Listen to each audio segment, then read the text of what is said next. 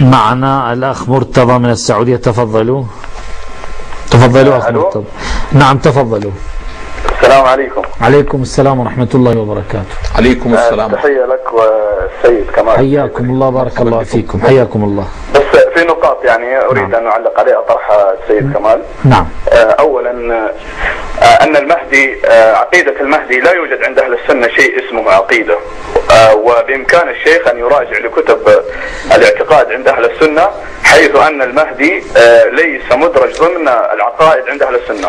طيب. إنما احتج بقول الألباني أنه يقول عقيدة، فهذا يعني قصد الألباني واضح ويجب التصديق به، يعني بما أنه من طيب. التي أخبر بها النبي يعني صحت عند أهل السنة، فيعني يعتقد بها أن يصدق به. طيب. والدليل على ذلك أنه يعني بإمكانكم الرجوع إلى كل كتب أهل السنة التي تتحدث عن العقائد.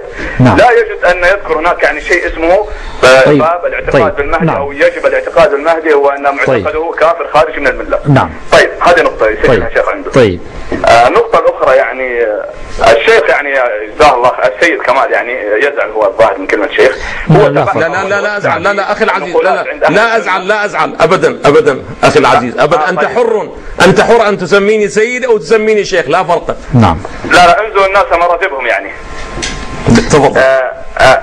يعني حقيقة يعني الشيخ تبحر جزاه الله خير يعني في نقولات أهل السنة. نعم. أن المهدي موجود وأن فلان ذكر والشيخ الفلاني ذكر والشيخ الفلاني ذكر. طيب هذه أهل السنة يعني لا يردون المهدي المبشر به يعني، وليس نسميه المنتظر عندنا. نعم. لكن أنتم كإثنى عشرية يعني هل ثبت عندكم وجود شخص اسمه محمد بن الحسن العسكري؟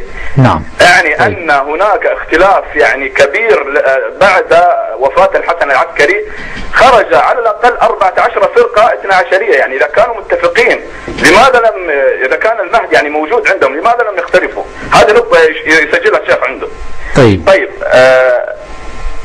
يقول الشيخ يعني ربطا بهذا السؤال. نعم. أن عند مدرسة كما يسميها مدرسة أهل البيت. نعم. مسألة المهدي ادعاء المهدوية لا تكاد تذكر، أو بالتحديد قال في فكر أهل البيت قليلة مسألة المهدوية ومدعيها، بينما لو يرجع يعني يا ليت الشيخ جزاه الله السيد كمال جزاه الله خير يرجع عند وفاة كل إمام من الأئمة الاثنى عشر بدءا من علي بن أبي طالب، يجد أن هناك من ادعى أن هذا لم يمت وأنه هو المهدي وأنه هو المنتظر، بدءا بالسبائية الذين ادعوا أن علي بن أبي طالب لم يمت.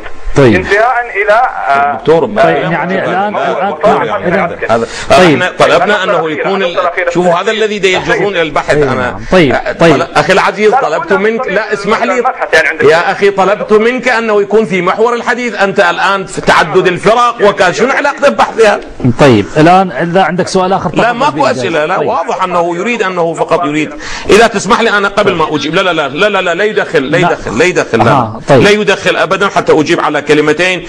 يقول أنه لم يقل أحد منا بأنه عقيدة، ومن الذين التفت بودي المشاهد الكريم يلتفت والأخ كتاب محمد أيضا يلتفت. لا كل الإخوة. عقيدة أهل السنة والأثر في المهدي المنتظر، كتبه تأليف العلامة الشيخ عبد المحسن ابن حمد العباد.